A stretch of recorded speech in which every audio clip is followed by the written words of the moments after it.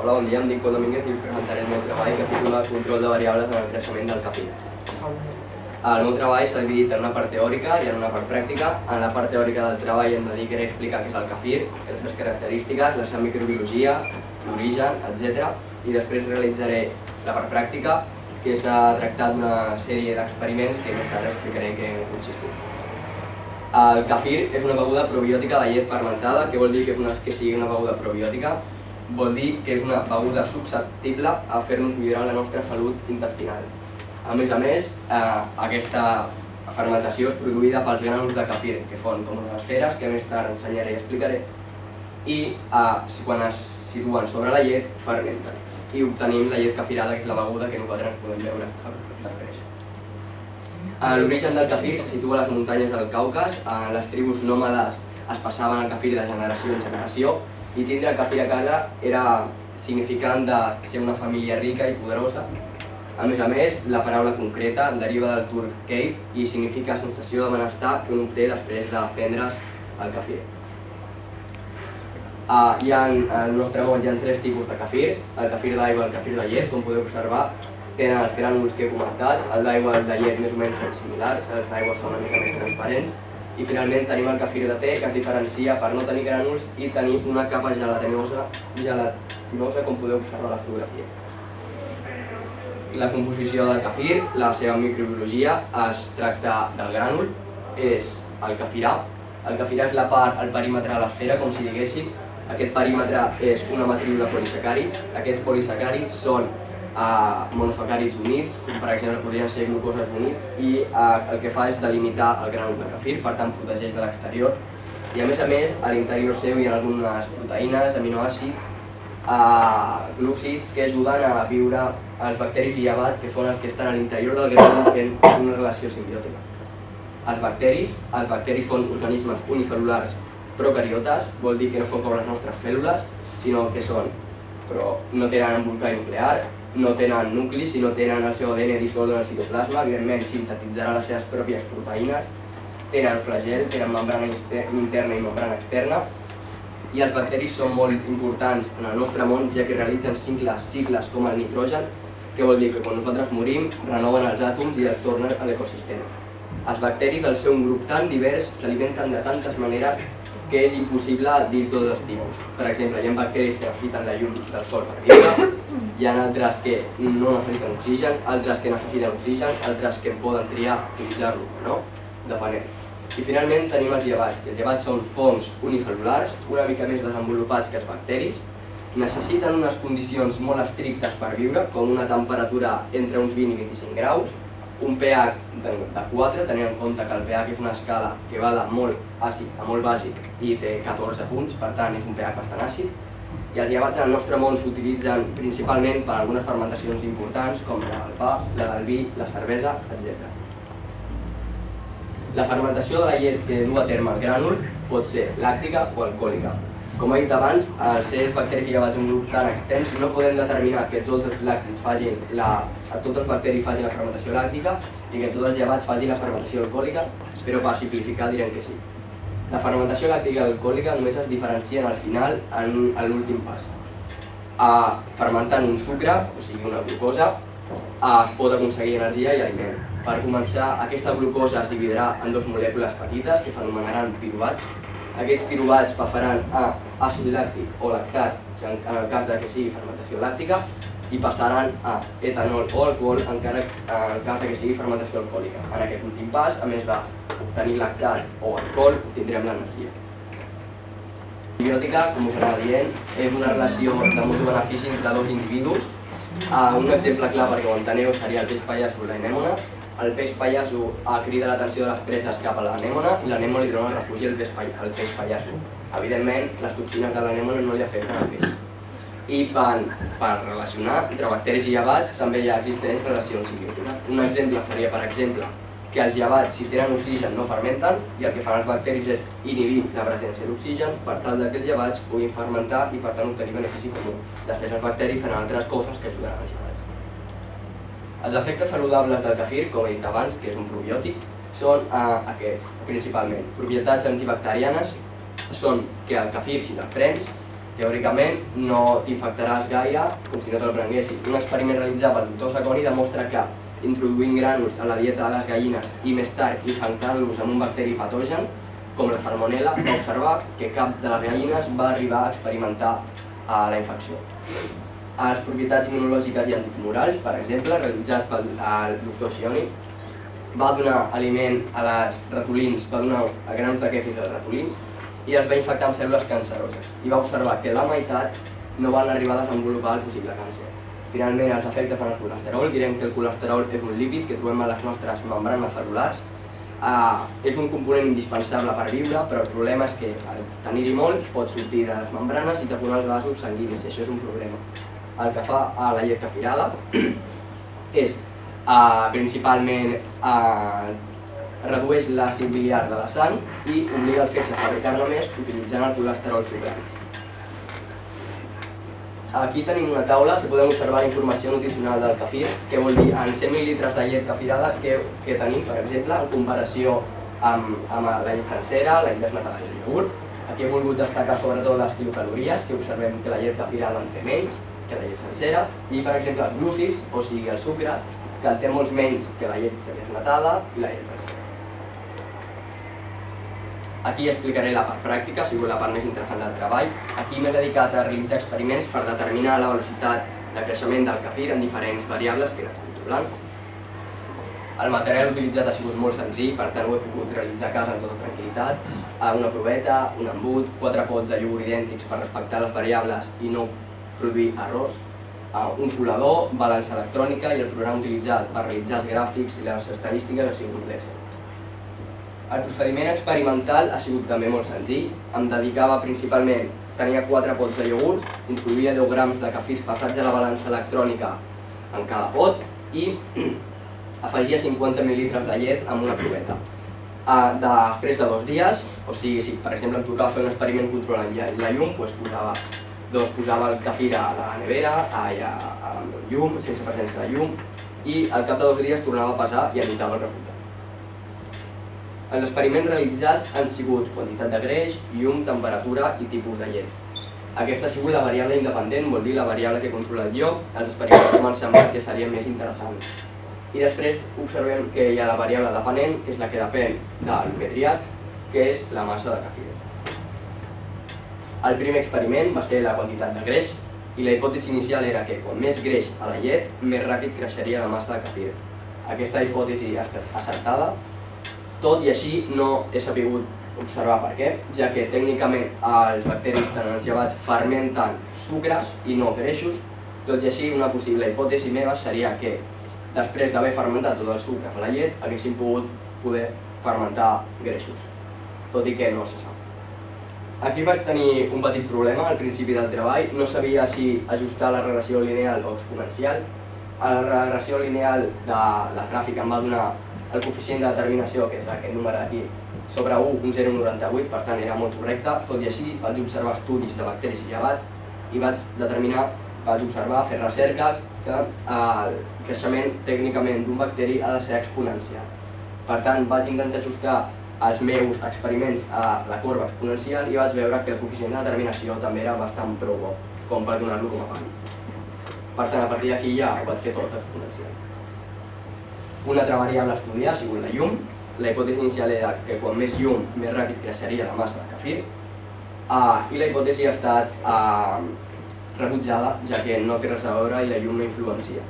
Jo vaig pensar que hagués pogut influenciar, ja que, com he dit abans, hi ha alguns bacteris que, com són tan diversos, podrien haver utilitzat la llum per tal de fer alguna de les seves reaccions, però no ha sigut el cas.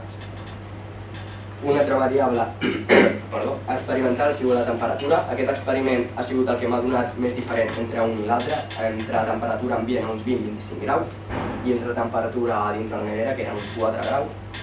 I aquí sí que he trobat una diferència molt clara. Per tant, la temperatura influeix. Quan més temperatura, més ràpid creix la massa de kefir. Com he dit abans, els llevats, al necessitar 20-25 graus de temperatura, és lògic pensar la hipòtesi. I aquí tenim, per exemple, la gràfica de kefir a la nevera. I és totalment lineal, i aquesta sí que és lineal, ja que quan posem el kefir a la nevera, els enzims, que són biocatalitzadors proteics, és a dir, que engeguen qualsevol tipus de reacció, els enzims no funcionen bé, no tenen prou energia cinètica i per tant la recta és totalment lineal ja que no treballa. Aquí, si ens fixem en la pendent, que és el número que hi ha abans de la X, que és el que m'he fixat per determinar la velocitat, és molt petita comparada amb els altres experiments. Això ens ajuda, per exemple, si ens anem més fora de casa, deixar el kefir tranquil·lament a la nevera sense que faci mal. L'última variable experimental ha sigut el tipus de llet. Vaig realitzar amb llet de vaca i llet d'ovella i la hipòtesi inicial era que no tenia res a veure fer-ho amb llet de vaca o llet d'ovella. La hipòtesi inicial va ser acceptada, ja que vaig pensar que com l'origen del kefir era al Caucas i allà hi havia més ovelles que vaques, doncs segurament no té per què influenciar. Aquí la hipòtesi, tot i ser correcta i haver-la contrastat amb informació, no vaig poder trobar una llet que tingués la mateixa proporció de sucre o de greix de la mateixa marca que havia realitzat els altres experiments. Per tant, hagués pogut haver alguna inestabilitat entre variables de marca i sucre. Finalment, l'última part de la part pràctica, m'he dedicat a fer una possible comercialització d'aquest kefir, ja que, per exemple, altres probiòtics com el iogurt estan molt extensos en el nostre món, tothom coneix els seus efectes, però el kefir, després de veure, vaig trobar que no hi ha cap empresa que realitzi el kefir. Per tant, primer s'hauria de pensar si es comercialitza el grànul o la llet kefirada, s'hauria de pensar possibles etiquetes com aquesta que està pintada de verd, que simbolitza naturalesa, i groc, que simbolitza innovació, creació d'empresa, etc. I finalment aquí vaig determinar, ja que com la fermentació làctica dona àcid làctic, s'ha de rebaixar l'acidesa perquè el kefir, la llet kefirada, té un gust molt àcid i per tant podem utilitzar mel, sucre o afegir-hi més llet normal a la llet kefirada. I vaig fer un estudi de camp i em va donar que la llet amb mel era la que més agradava a la gent. Finalment, les conclusions generals del treball és que el kefir és una beguda probiòtica de llet fermentada, que és una relació simbiòtica entre bacteris i llevats. En una possible comercialització del kefir s'haurien de fer altres productes amb diferents línies de productes, amb mel, afegint-hi sucre, etc. I finalment, una possible combinació de les variables per realitzar un bon kefir a casa, ja que hi ha, per exemple, que no hi ha diferència, seria llet sencera, sense llum, llet de vaca i llet a temperatura ambient. I finalment he descobert que el kefir es mor i pot ser perjudicial per la salut si el manipules amb instruments metàl·lics, ja que, com és molt àcid, les partícules de metall poden entrar a l'interior del kefir i al fermentar la llet poden incorporar-se a la teva dieta i poden ser perjudicials. Moltes gràcies per la vostra atenció i agraïm per el tutor que m'ha ajudat en tots els experiments. Fonseca, i ara us presentaré un treball de recerca que es titula Guia dels periodistes parlamentaris de Catalunya. Bé, primer de tot, parlar les motivacions que em van dur a fer aquest treball. La primera seria que és un tema poc conegut, ja que bé, nosaltres sempre que parlem de política doncs ens referim als partits grans, als partits coneguts, i sempre deixem, diguéssim, una miqueta de banda els partits minoritaris, els minoritats que menys gent coneix. I el segon, doncs, és un interès personal per la política que tinc des de fa uns anys, i ja que havia de fer un treball, doncs el faig algú que m'interessa. Bé, objectius. El primer objectiu de tot ha sigut fer una guia, o sigui, com un catàleg d'informació de tots els partits parlamentaris de Catalunya. Una guia que per tal que qualsevol persona que l'agafés i la llegís pogués entendre de què va aquest partit, què vol fer aquest partit, quina ideologia té, i si sapigués totes les coses bàsiques que sapigués el que ha de valorar un partit. I la segona seria analitzar les raons per les quals aquests partits no han tingut representació parlamentària al Parlament de Catalunya. Bé, l'estructura del meu treball. El meu treball és estructurat de la següent manera. Ja que faig un treball sobre política de Catalunya, doncs he d'explicar una miqueta el Parlament. Què és el Parlament? Història del Parlament, diguéssim, des del que podríem considerar el primer Parlament que va haver-hi a Catalunya, que serien les Corts del 1200, fins al Parlament avui actualment, que aquí explico com funciona el Parlament, diferents institucions i bé, sobretot el funcionament del Parlament els dies de cada dia. I per últim, les funcions del Parlament, que són tres funcions. La funció legislativa, seria la funció de crear lleis i posar-les en funcionament, la funció de control, que és una funció que moltes vegades podem veure per la televisada, que és quan els diputats els fan preguntes al president per tal de preguntar quines polítiques està fent, I per últim, l'última funció, que és la funció d'aprovació de pressupostos, que si hem estat atents a les notícies podem saber que va ser la setmana passada i l'aprovació de pressupostos serveix de veure en què s'invertiran els diners per l'any que ve. Bé, també he parlat de les eleccions a Catalunya, diguéssim de les que serien més importants. Les principals serien les eleccions del 1932, són unes eleccions molt importants i, si us fixeu, va estar com 50 anys sense haver eleccions. Va ser perquè va haver, com ja sabeu, el període de dictadura i aleshores unes eleccions importants van ser les de 1980, que va guanyar Jordi Pujol, i us explico tots els candidats, els vots que van obtenir i tot, i evidentment les eleccions del 2012, que són les que ens ocupen, i l'interior molt treball de gràfiques, amb resultats i tot. I finalment, la crida dels partits parlamentaris de Catalunya. Aquí tenim tota la llista de partits extraparlamentaris que es van presentar a les eleccions del 2012. Estan ordenats de més vots a menys vots i trobem, per exemple, Plataforma per Catalunya, Solidaritat Catalana, Escons en Blanc, Partit Animalista, Pirates de Catalunya, Unió Progreso y Democracia, FARC o Hartos, Vía Democrática, Unificación Comunista de España, Partit República d'Esquerra, Socialistes i Repúbliques pel Dret a Decidir, Col·lectiu Corrent Roig, Ciudadanos de Centro Democrático, Movimiento Social Republicano, Partit Comunista contra Catalunya, Partit de Família i Vida i Partit Humanista. Des d'aquí són els partits ordenats per més vots a menys. Aquí tenim, seria una fitxa dels partits. Jo tots aquests partits els he agafat i he omplert tota aquesta informació. El nom, les sigles, el lema, el logo, contacte, que diguéssim seria correu electrònic, el bàsic, equip humà, principals persones que formen el partit, història d'aquest partit, declaració de principis, processió ideològica, vots obtinguts a les eleccions del 2012 i per acabar el programa electoral presentat el 2012. I bé, evidentment, ja que us ensenyo això, us faig una mostra d'un d'aquests partits i el partit que he volgut ensenyar és Plataforma per Catalunya. Aquí tenim el seu logo seria P per C, el lema primers de casa, aquest és el logo, contacte, a diferents coses varia perquè alguns partits presenten més facilitats per posar en contacte més que menys, alguns altres menys. Ja, aquest en té bastant, tenim la seva adreça, el lloc de contacte dins de la seva pàgina web i fins i tot la seva seu, que la lleva està a Vic. L'equip humà, president actual, vicepresident i secretari general. La història està una mica resumida perquè no la podia posar tota, però bé, he posat la principal que s'ha de saber. El partit va ser creat el 2002 per Josep Anglada, que va ser militant del partit Frente Nacional dirigit per l'exfranquista Blas Piñar. A les eleccions municipals de 2003 va aconseguir el 10% dels votants de Vic, el que serien uns 5.000 votants. Perdó, el 2003 va aconseguir 5.000 votants ja a la ciutat de Vic, que per ser un partit amb un any de vida i les primeres eleccions que es presenta és moltíssim. A les eleccions de 2010 va aconseguir 75.000 vots a tot Catalunya, que va ser també molt, sense tenir representació parlamentària, i ara que ens interessa, que són l'estat 2012, va obtenir 60.000 vots, que també van ser molts, va ser el partit extraparlamentari més votat de tot Catalunya.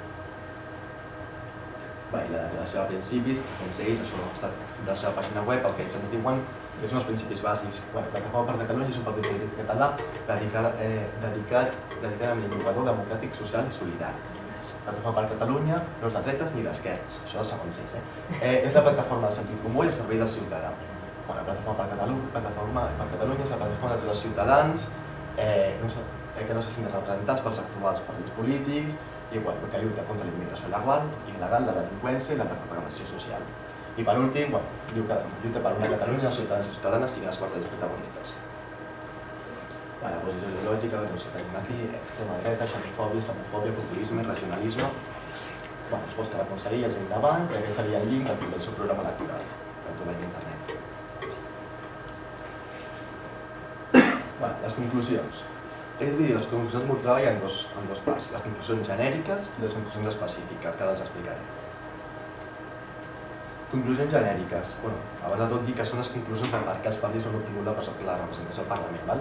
Tindríem totes aquestes conclusions, una podria ser divisió de molts partits sota una mateixa ideologia.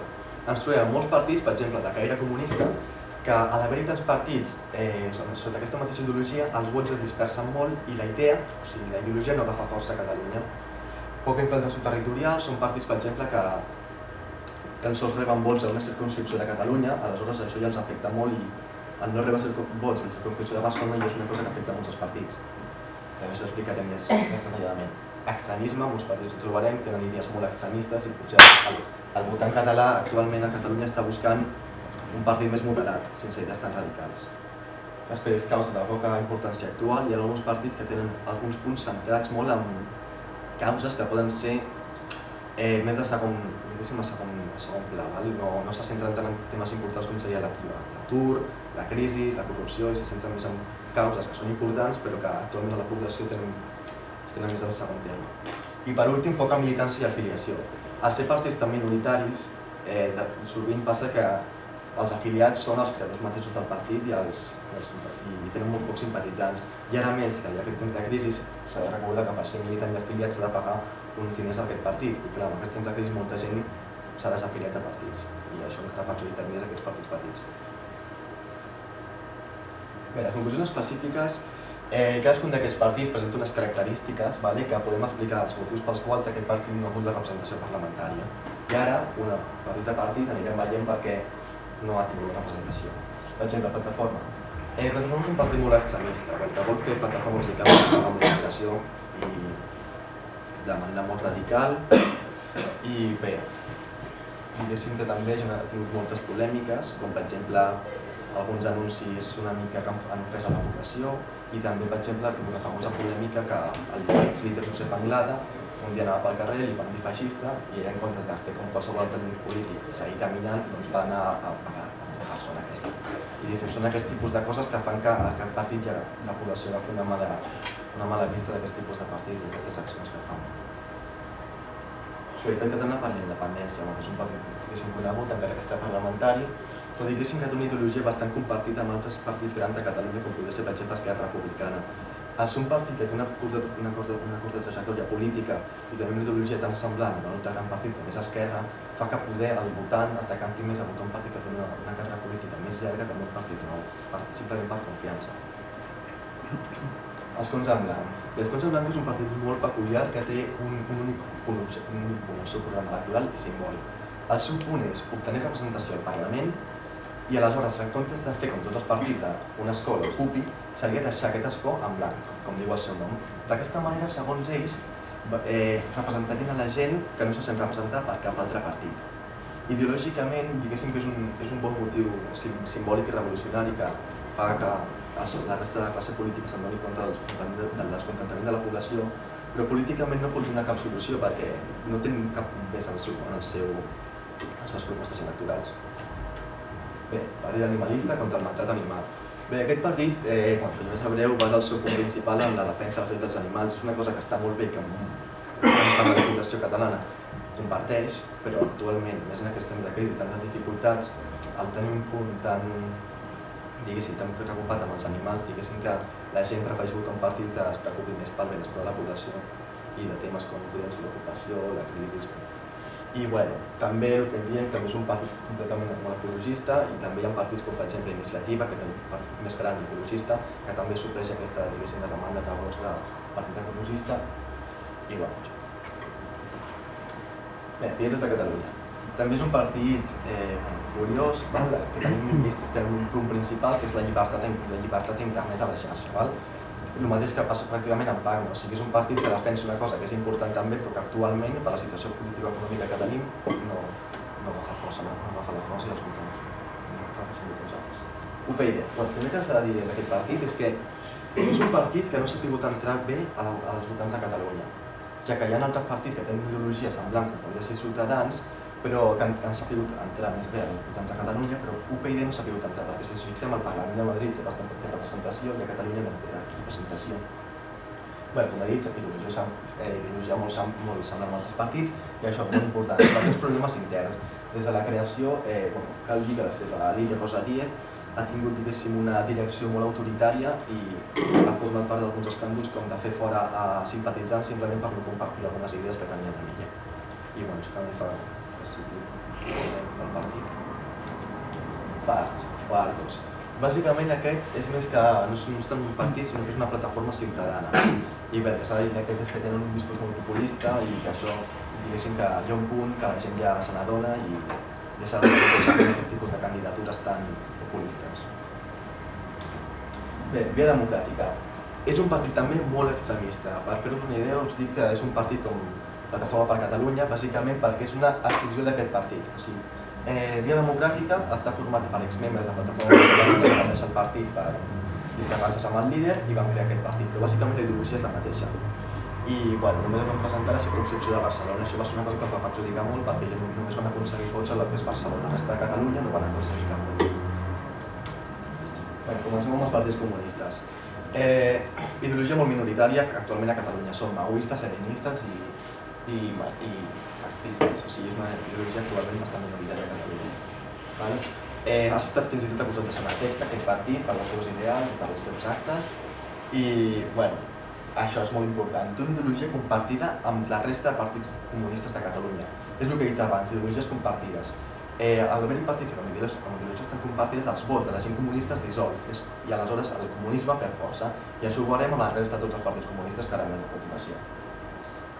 Bé, aquest partit, Partit Republicà d'Esquerres, és un partit amb poca integració territorial, ja que només va obtenir els vots de la circumscripció de Lleida i Tarragona i, ideologia molt semblant a altres partits majoritaris. Jo he llegit la declaració de principis i tot, tenen una declaració de principis, una ideologia completament molt semblant a l'Esquerra Republicana. I clar, el mateix que els hi passa a Solidaritat, que s'ajunten d'una ideologia tan semblant, d'un partit tan potent i tan gran actualment a Catalunya que queda completament a la sombra d'aquests partits. Un altre, socialistes i republicans pel dret a decidir.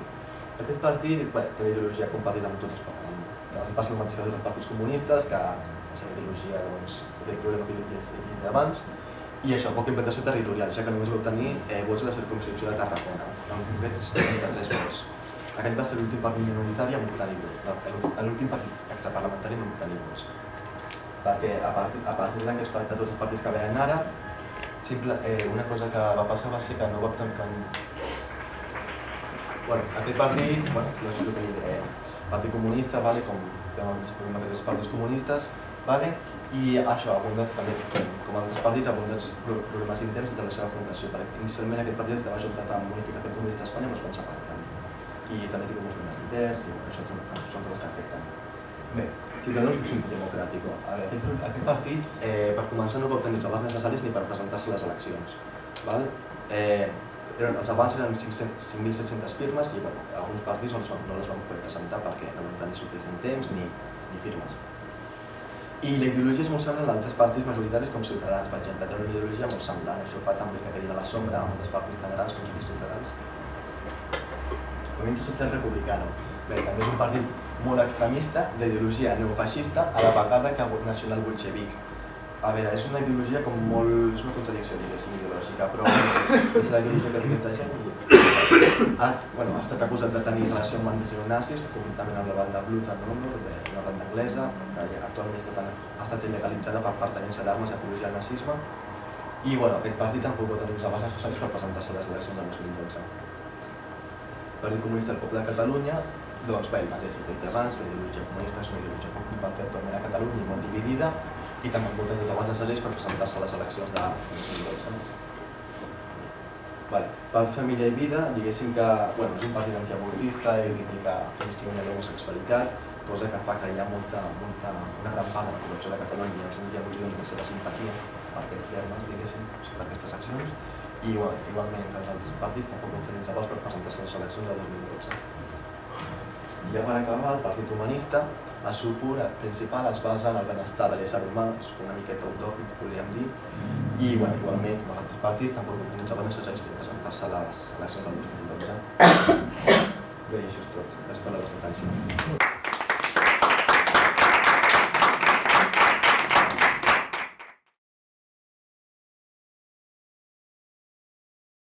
Del meu treball de recerca, m'entén bé. M'agradaria començar aquesta exposició amb una cita d'Hipòcrates que crec que reflecteix el terme d'alimentació que tots hauríem de tenir present al llarg d'aquesta exposició i diu així: que el menjar sigui el teu aliment i l'aliment la teva medicina. Bé, aquest treball de recerca consta de 3 objectius. El primer és trobar resposta a la pregunta plantejada pel títol, que és Mengem bé. També trobar el contrast entre l'alimentació dels joves i l'alimentació dels infants, com també diferenciar els hàbits alimentaris de les noies i dels nois tant en l'àmbit dels infants com també en el grup dels joves. I bé, la hipòtesi que em vaig plantejar començant aquest treball de recerca va ser que els joves, per l'autonomia que estaven adquirint, no tenien uns hàbits alimentaris tan saludables com els infants i que les noies s'alimentaven d'una forma més saludable que els nois. Comencem la part teòrica. Primer definir el concepte de dieta equilibrada, que és aquella que ens aporta els aliments variats, adaptats a les quantitats necessàries i adaptats a les nostres circumstàncies personals per tant d'adquirir un estat nutricional òptim. I aquí tenim una imatge d'una roda alimentària que mostra les quantitats en proporcions que haurien d'introduir aquests aliments a la nostra dieta. Tindríem els reguladors, que són els que haurien d'estar més freqüents, també els energètics i els plàstics o formadors. I bé, al centre també tenim de la imatge l'exercici físic i l'aigua. Bé, l'aportació calòrica recomanada es dividiria el 25% en l'esmorzar, que és millor que estigui dividit en dues franges.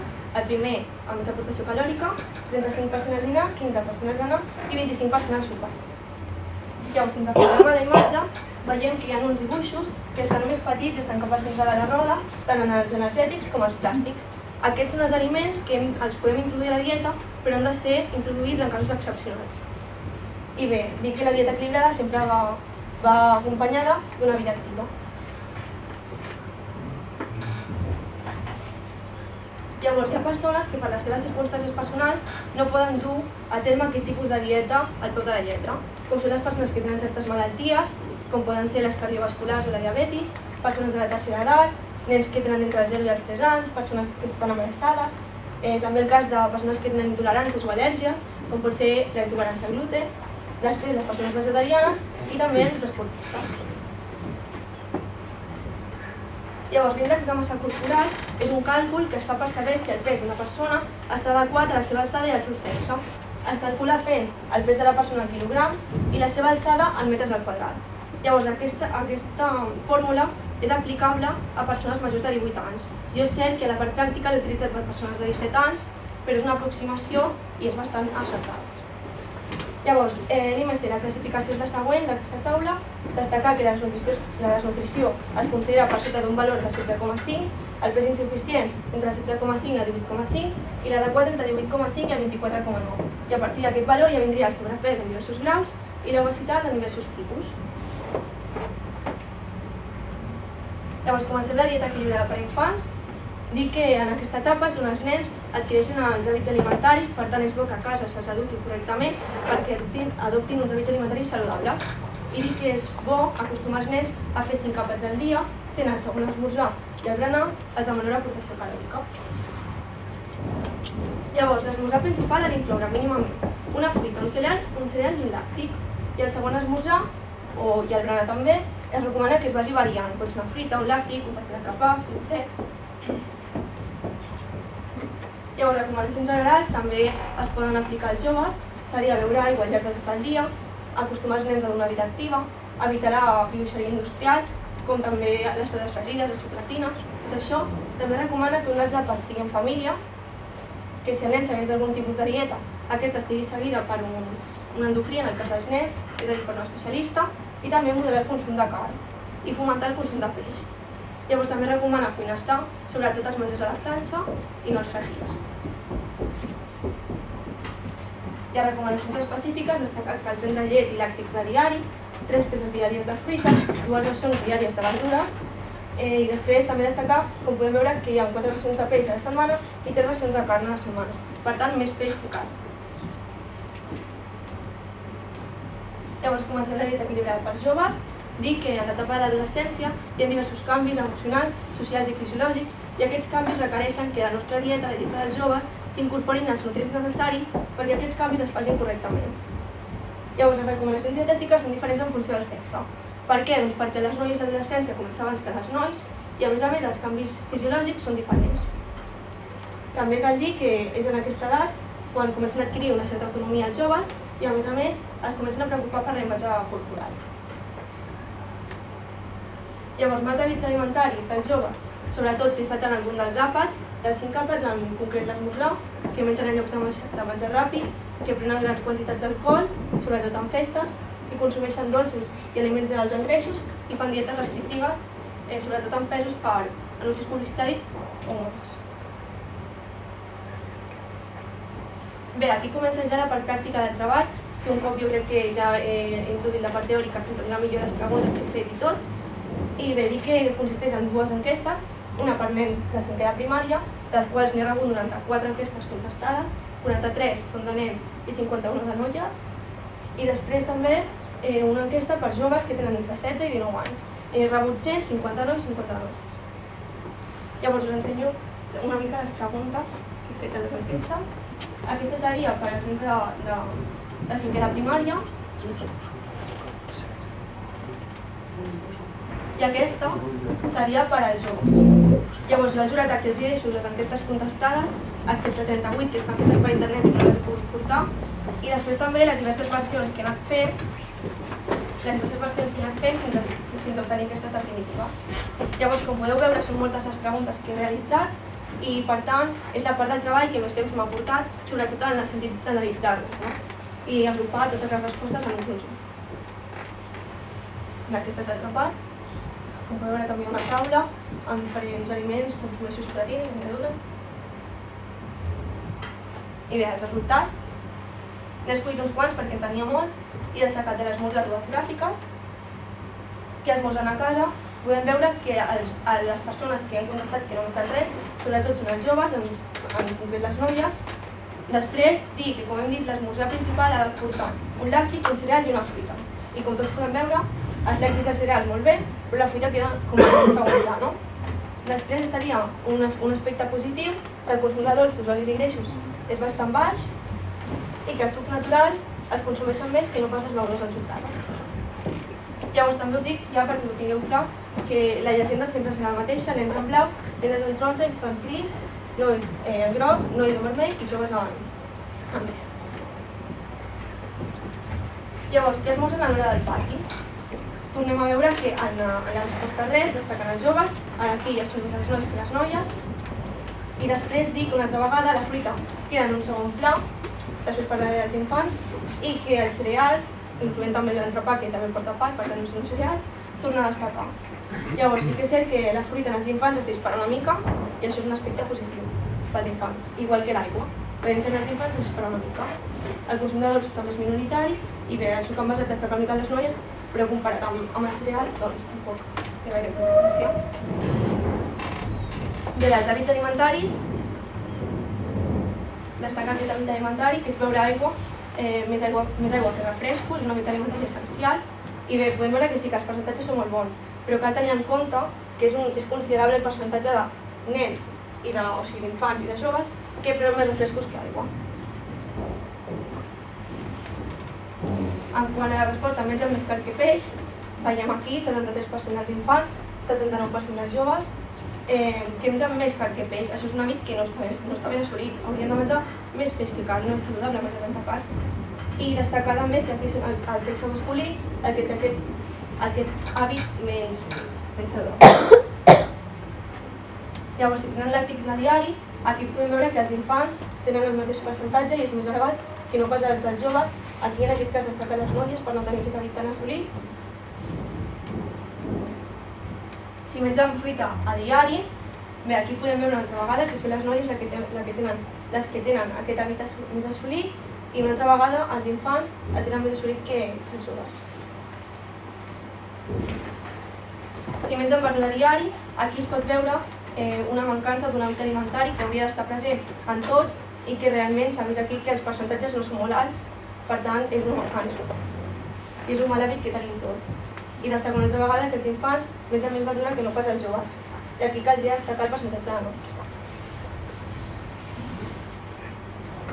Llavors, la pregunta del menjar ràpid, n'he destacat també dues gràfiques. La primera, cada qual mengen en un lloc de menjar ràpid. Podem veure que en general els resultats són positius perquè van alguna vegada al mes, llavors no passaria res, és una excepció a la dieta, però també cal destacar que hi ha nens, que això m'ha impactat bastant, que han respost que hi van cada dia, que això no és gens positiu. I després també destacar que un o dos cops a la setmana es podria acceptar, però bueno, també és bastant elevat als nens i infants en aquest cas. I aquesta és una pregunta que vaig dirigir als joves, si quan mengen fora prefereixen un lloc de menjar ràpid o un restaurant. Podem veure que la majoria han respost restaurant, però tampoc són uns percentatges que diguis. Bé, la gran majoria dels joves tampoc, perquè un 42 i un 34 diuen que no. que t'ofereixen un restaurant, un lloc de menjador. Llavors, aquí ja comencen les qüestions exclusives dels joves. Llavors, si fan 5 àpats al dia, un altre hàbit que no està assolit, podem veure que aquí la majoria, tot i que per poca diferència, però han respost que no.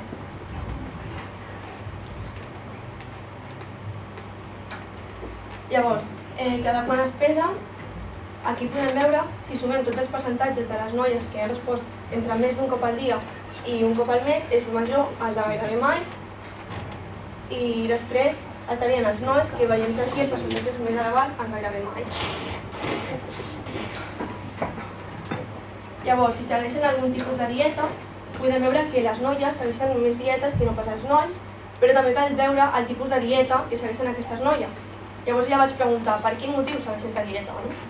I podem veure que la gran majoria està en la prima. No segueix una dieta, ve de primavera, sobretot en el cas de les noies. Però hi ha altres motius, com pot ser mantenir-se, engreixar-se, bé perquè té una intolerància o una malaltia, un trastorn de la conducta alimentària, perquè és esportista, o perquè vol definir la seva musculatura en el cas del noi. Llavors, després també vaig fer un estudi de l'IMC dels joves, vaig calcular l'IMC de tots els joves, la 100 en concret, i bé, vaig trobar els següents resultats ajuntant-los. Per tant, veiem que la gran majoria dels joves aquest seria l'IMC adequat o normal, per tant, és un resultat positiu. Però cal veure que un 20% de les noies, i això s'ha de ressaltar, tenen un pes insuficient. No una desnutrició, però és un pes insuficient. Bé, i ara ja arribem a les conclusions. De les conclusions generals, dic que s'ha afirmat la primera hipòtesi, perquè és cert que els joves, per la seva autonomia, no presenten uns hàbits no tan saludables com els infants. I que també, entre les noies i els nois, són les noies les que duen a terme uns hàbits més saludables. Després, en quant a l'alimentació, és veritat que els joves no duen a terme uns hàbits molt saludables en general, però tampoc es pot dir que siguin molt dolents, no? Llavors, veuríem els aspectes a millorar que tenen els joves i també els infants, perquè tampoc també tenen algunes mancances, com pot ser la presència de la fruita en els esmorzars, el beure aigua al llarg de tot el dia. També hem vist la resposta aquella del 20% dels joves i dels infants han respost que beuen més refrescos que aigua, això no està bé. També caldria disminuir el consum de carn i augmentar el consum de peix, dir que els percentatges dels nens i dels joves en concret que prenen fruita és bastant baix, també els joves que prenen làctics i en el cas dels infants i dels joves els que prenen verdura. Caldria incrementar aquest tret. Llavors, específiques dels joves i el seu cos, he pogut escriure algunes conclusions, que les noies es pesen més que els nois, però tampoc és que cap dels dos col·lectius es pesa gairebé cada dia. Llavors tampoc és que sigui una obsessió. En quant a les dietes, les noies duen a terme més dietes d'aprimament que els nois, i en general he fet una pregunta que aquí no l'he inclòs, i la majoria de dietes, siguin d'aprimament o no, no estan seguides per un especialista. I en quant a l'IMC, doncs he pogut observar que és adequat. Llavors, ja a les definitives, caldria dir que sí que és cert que hi ha aspectes a millorar l'alimentació de tots nosaltres, i en especial dels joves. I que és veritat que la majoria de joves es preocupen pel seu cos, però mentre això no es converteix en una obsessió, no té per què comportar un trastorn de la conducta alimentària. I això ja és un consell que us faig a tots, que moltes vegades per falta de temps es recorren aliments envasats, com poden ser els sucs, per fet que cal exprimir una taronja o el que sigui, que realment és un moment, però potser per vagància o per què sigui, no es fa. O fer precuinats per fetar-los, això. I bé, fins aquí la meva exposició del treball de recerca. Espera un moment. Gràcies per la vostra atenció i dir-vos que espero que aquesta exposició i aquest estudi no només es quedi en això, sinó que també tots vosaltres, si heu vist algun hàbit alimentari que no teniu assolit, doncs l'assoliu i milloreu la vostra alimentació. Moltes gràcies.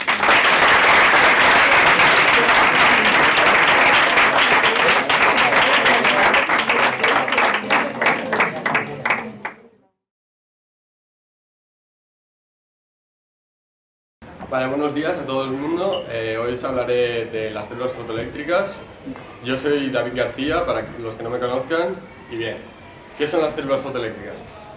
Obviamente no vamos a hablar de microorganismos que, por ejemplo, estudiamos en biología, ni de placas solares que transforman la luz lumínica en energía eléctrica, sino que vamos a hablar de un sistema de cronometraje mediante láseres que nos proporciona el tiempo de una manera muy exacta y es aplicable a cualquier tipo de deporte, sea Fórmula 1, sea fútbol, sea hockey, sea tenis, sea atletismo, que es principalmente para lo que se usa.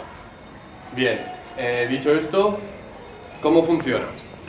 Bien, para entender cómo funciona tenemos que saber que está formado por emisores, receptores y un controlador. Bien, los emisores son los dos que tenemos a la izquierda, que son los que emiten el rayo verde de luz. Los receptores son los dos que tenemos a la derecha, que son los que reciben la luz por una entrada que tiene y a la vez encienden la lucecita que nos indica que están recibiendo la luz. Y luego tenemos el controlador, que es esta caja de aquí, que tiene las dos entradas hacia los dos receptores y tiene la entrada de luz hacia el ordenador. Bien, el controlador tiene un dispositivo de accionamiento mediante un botón que acciona un sonido mediante un buzzer y también tiene un LED verde para que se encienda. Entonces, cuando encendemos el controlador, cuando pulsamos el botón, nuestro atleta o deportista, que puede ser de fútbol, puede ser, como antes he dicho, de cualquier cosa, se dispondrá en el punto cero. Entonces, en el punto cero podemos tener un atleta, yo que sé, puesto a los tacos, por ejemplo, o podemos tener una salida de portero que esté colocado en posición de portero, podemos tener un Fórmula 1 o un caballo o lo que sea. Podemos poner cualquier tipo de masa a tomar a una velocidad. Y luego, las distancias las podemos poner a la distancia que queramos, es decir, yo tengo aquí 100 metros de cable y los podemos poner a 100 metros, pero si tuviera 200 lo podemos poner a 200, la distancia da igual. En este caso he puesto 10 y 10 para hacer el experimento luego. Entonces, cuando activamos el controlador, nuestra masa, digamos, que pasa, ha de cortar los láseres que tenemos alineados entre nuestro receptor y emisor. Cuando corta nuestro láser, nos envía la señal a nuestro controlador y nos la proyecta en el ordenador al tiempo que ha pasado precisamente. Y en el segundo igual. Vale. Dicho esto, vamos a hacer una pequeña demostración, ¿vale? Para hacerlo he traído a una atleta, a Andrea. Andrea, ¿te puedes venir un momento? Bien, por favor, silencio porque el sonido es muy flojo, porque así gasta poca batería, pero ella lo irá muy bien. Entonces, salgo de aquí, me pongo en el programa.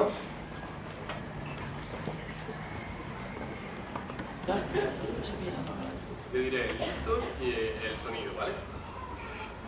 ¿Lista?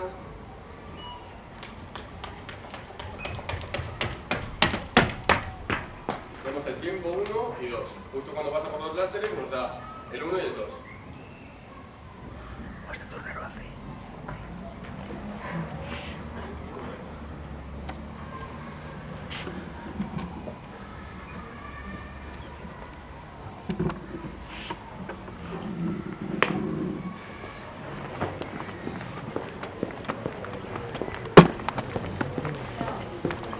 Bona imatge.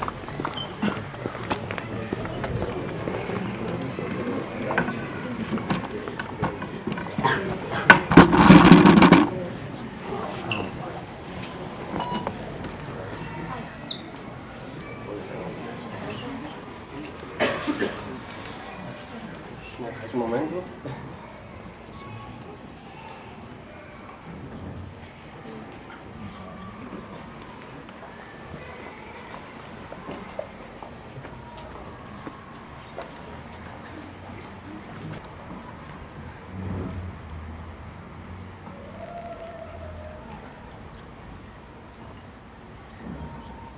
Y no lo he puesto bien. Vale, ya está.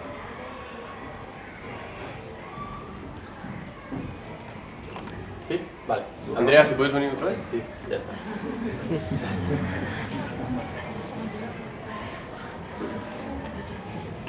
La segunda me está dando un poco de problemas, bueno, ya lo miraré con tiempo, pero creo que la primera nos va a dar bien, ¿vale? ¿Lista?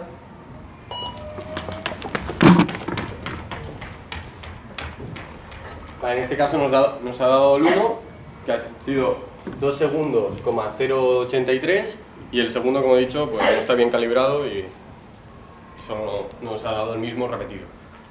¿Vale? Esto sería el funcionamiento.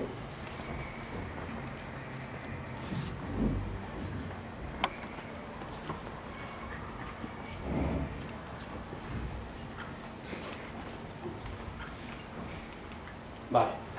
¿Esto qué nos permite? Vale, esto nos permite eliminar errores manuales, porque cuando utilizamos un cronómetro es la acción humana y esa pequeña reacción podemos variar en medio segundo, que en cualquier cosa no importa mucho, pero en una carrera de Fórmula 1 o en un tiempo de atletismo eso puede variar la victoria o la derrota. Entonces nos proporciona 100% exacto.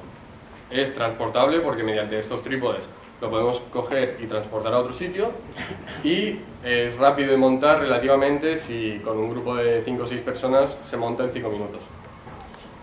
Bien, para concretar después de ver esta prueba, esto es lo que tomamos en entreno arriba en el estadio Sant Joan Serrahima. Tomé 4 personas, 4 tiempos, a 30 y 60 metros. Entonces, vamos a ver. Voy a poner los casos del sujeto 1 y del sujeto 4, que son los casos más extremos. Entonces, vemos que el sujeto 1, a los 4 segundos, a los 30 metros, está por debajo de los 4 segundos, y eso es un muy buen tiempo. En cambio, en sujeto 4, pasa de los 4 segundos. Y luego vemos que el sujeto 1, a 60 metros, pasa de los 7 segundos, lo cual es un tiempo normal. En cambio, el sujeto 4 baja de los 7 segundos. ¿Qué pasa aquí? Que aquel va más rápido al principio y tarda más al final, y este, al contrario. Gracias a esta máquina lo que podemos ver es la curva de aceleración. Entonces tenemos el sujeto 1, que es la rayita negra, que tiene una aceleración muy buena al principio, pero que después se estabiliza. En cambio, el sujeto 4 tiene una aceleración muy mala al principio, pero luego se dispara. ¿Qué pasa aquí? Bueno, pues gracias a esto, que lo podemos colocar en el tiempo de aceleración inicial y el tiempo de lanzado seguido, podemos medir si nuestro atleta necesita un entrenamiento de pesas, digamos, de fuerza para la explosión inicial, o necesita un trabajo más técnico en el segundo tramo. Entonces, para hacer esto, tuve que hacer un diseño que estaba formado por el diseño teórico, en que tuve que idear una máquina que cubriera las necesidades, un diseño mecánico, donde tuve que diseñar todas las cajas, todos los trípodes, todo que encajara correctamente, un diseño electrónico, donde hice tres placas, una de placa principal y 2 receptores, que estaban compuestas por un botón, un LED y la bocina, como he dicho antes, y el receptor con un LED y el receptor, que es el que percibe la luz del emisor. Y estas dos están conectadas con Arduino Uno, que, bueno, como hemos visto antes en la exposición de la pelota, este también es otro tipo de Arduino, que es el estándar, que es el que he utilizado yo, que va aquí dentro, que es donde yo programo. Bien, y luego el diseño de software, donde yo tuve que programar en Arduino para que hiciera la función que yo quisiera. Bien, la construcción, empecé haciendo una construcción previa, donde compré unos primeros componentes con Arduino incluido y los dispuse según mi diseño que había hecho. Entonces, también tuve que hacer una programación, la construcción final y una cierta mecanización. Bueno, la programación. ¿Qué queremos que haga nuestra máquina? Pues desde Arduino lo que queremos es iniciar un contador. Cuando conectamos Arduino a la luz que está ahí dentro, inicia un contador infinito. Es decir, desde que está conectado inicia y cuenta hasta infinito. Entonces, cuando pulsamos el botón, enciende el LED verde y un buzzer, que es el pitido, ¿vale? Entonces, cuando esto pasa, también toma un tiempo. Ese tiempo en que pulsamos el botón, lo coge. Entonces, siempre, desde que pulsamos el botón, está preguntando, ¿los receptores están recibiendo luz? Y como es que sí, no pasa nada, pero cuando es que no, esto toma el tiempo final. Entonces, de estos dos saca la diferencia y nos la proyecta. Bien, esto en programación, que en idioma C++, queda una cosa así. Esta es la primera parte y esta es la segunda. Es bastante complicado, pero bueno, con tiempo y de aprendizaje se puede hacer todo. Y luego la construcción final, tuve que hacer las placas que habéis visto en el diseño. Utilicé unas placas de cobre donde yo dibujé con rotulador el circuito, las bañé en ácido y me quedó el rotulador. Y este rotulador lo quité con alcohol. Y entonces me quedaron los circuitos grabados en cobre. Luego con la máquina del cole hice los agujeros, quedaron así, y hice las soldaduras de los componentes según el diseño. Después dispuse todo el cableado por dentro, que no se tocara ningún cable. Coloqué las placas dentro de las cajas. Algunas cajas las tuve que agujerear para que encajara el botón, el altavoz y todo. Y bueno, pues hice la forma para las entradas y salidas de Arduino y demás. Y bueno, la caja quedaba así por dentro, con Arduino puesto aquí. Y bueno, todo el cableado hacia afuera, conectado con el altavoz. Esto es el altavoz, esto de aquí. Estaba todo conectado y el botón también está por ahí, pero como es negro no se ve. Y la caja queda así, que es la que veis ahí. Y luego la mecanización, pues bueno, los trípodes le puse como unas abrazaderas para que el láser no se cayera ni no lo podía dejar puesto encima. Y bien, hay otras máquinas parecidas a esta, que por ejemplo se llama DSD Laser System versión 4, y lo compararé ahora también con el sistema de competición y con las mías. Bien, por lo que hace la movilidad, DSD Laser sí se puede transportar, nos lo podemos llevar igual que las mías, pero el sistema de competición es fijo, no lo podemos mover. La fiabilidad del DSD Laser, bueno, pues no tiene tiempo de reacción porque lo que hace, digamos, es tener una y dos, y nuestro atleta, cuando pasa por la primera, se inicia el tiempo, y entonces no tiene el tiempo de reacción ese, que es el que perdemos. Esto probado, los tiempos se modifican en medio segundo, que no, o sea, no tiene ningún sentido utilizar el DSD Laser System, porque de cierto modo sigue siendo irreal, y entonces es igual que tomarlo manualmente. El sistema de competición es 100% fiable con la photo finish, y mis células también. El coste del DSD Laser, 3.705 €. El sistema de competición, más de 40.000 con todo el panel, photo finish, etc. Y yo las he hecho con 189. Control remoto, pues esas dos sí que lo tienen, pero las mías no. Bueno, en un futuro se intentará poner tema inalámbrico, que tampoco es muy complicado, pero bueno, por falta de tiempo en 7 meses no ha dado tiempo. Y luego la visualización de resultados, esto es muy importante. El DSD Laser System se ve en esto, que lo he traído.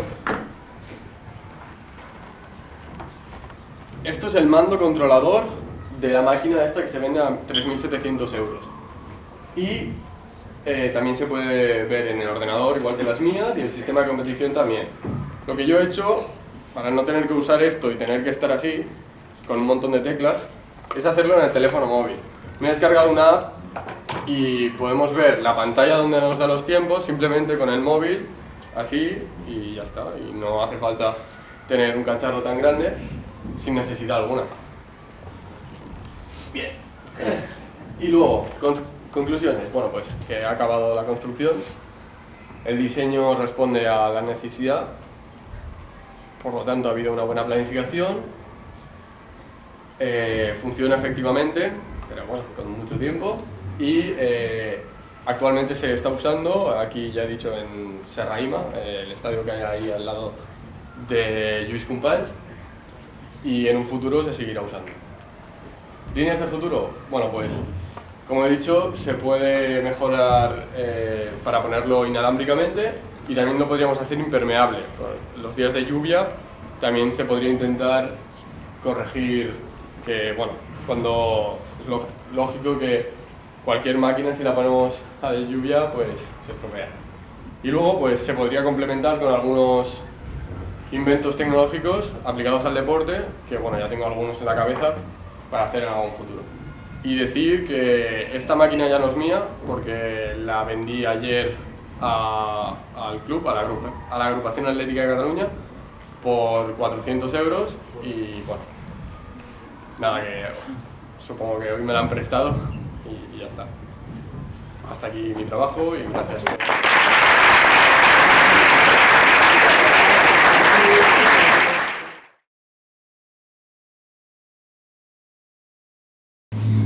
Hola, bon dia, em dic Eva Pérez i avui estic aquí per parlar-vos sobre el meu treball de recerca que, com podeu veure, es titula Efectes mutagents del tabac en Drosophila melanogaster.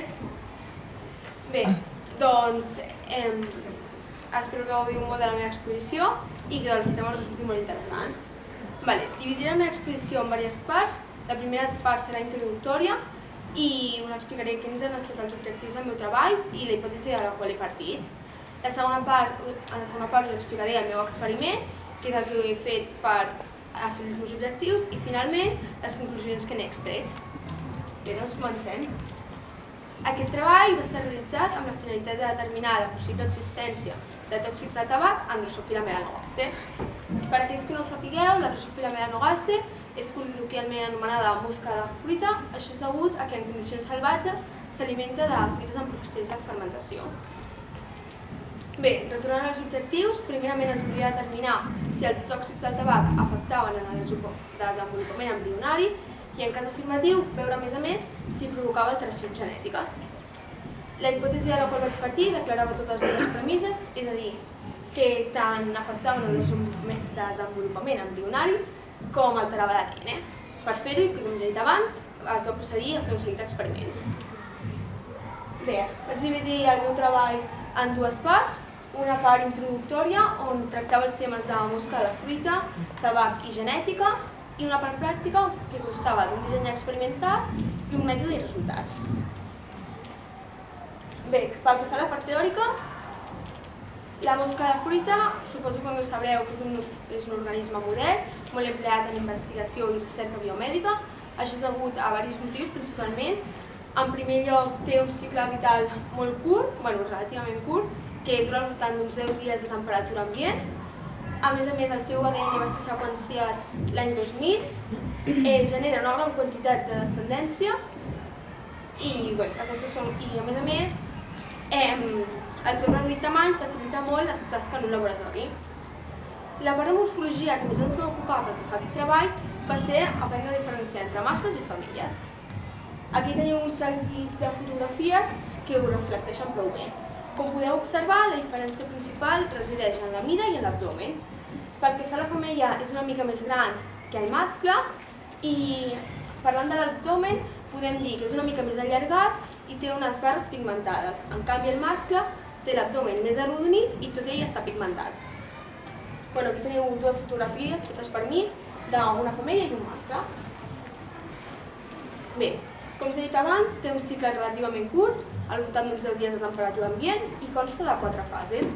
La primera d'elles és l'ou, que triga aproximadament un dia a madurar. La segona fase és de larva i consta de 3 estadis.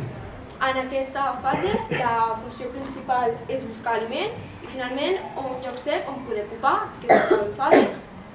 En la pupa, la mosca realitza la metamorfosi per finalment esdevindre adult o imago.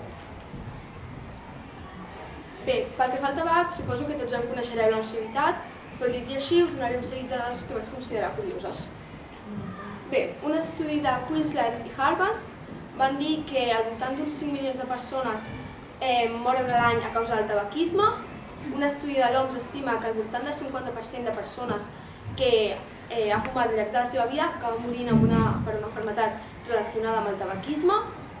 A més, se sap que el fum del tabac conté al voltant d'unes 4.000 substàncies, de les quals almenys 250 són nocives i 50 provoquen càncer. I finalment s'ha vist que el tabaquisme en dones embarassades pot afectar el fetus en aspectes com serien el pes. Bé, pel que fa al concepte de genètica, només m'agradaria aclarir el tema d'una mutació. Parlem d'una mutació quan ens referim a una alteració de l'ADN en algun fragment i que per tant es pot heretar de pares a fills. Un cop feta aquesta introducció prèvia a alguns conceptes, ja ens podem endinsar en el món de l'experimentació. I com ja he dit abans, aquest experiment es va fer per assolir els nostres objectius, és a dir, determinar la possible existència de tòxics del tabac en la mosca de la fruita. L'experiment principalment consistia en introduir tòxics de tabac en les farinetes de les quals s'alimentaven les mosques. Per fer-ho es van fer un seguit d'infusions, que és aquesta fotografia aquí, amb tabac. I posteriorment aquesta aigua infusionada es va afegir a les farinetes de les quals s'alimentaven les mosques.